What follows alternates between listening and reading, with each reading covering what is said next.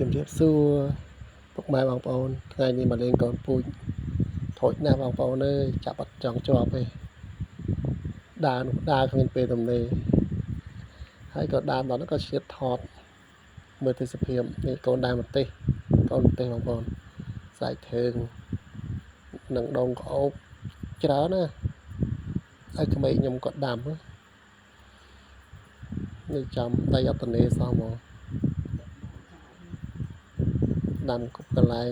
យើងបន្លែធ្វើបន្លែស្លអត់ចេះខ្វះបងប្អូនចាស់អត់ចេះទំនេរទេកប៉ិកពុកនៅកែនផ្ទះគាត់ឆ្លៀតដាំបានបន្លែស្លរបស់គាត់រហូត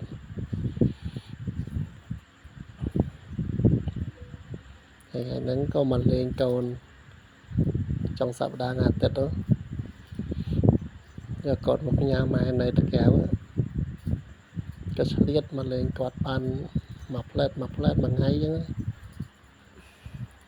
ហើយតិចទៀតទៅវិញហើយ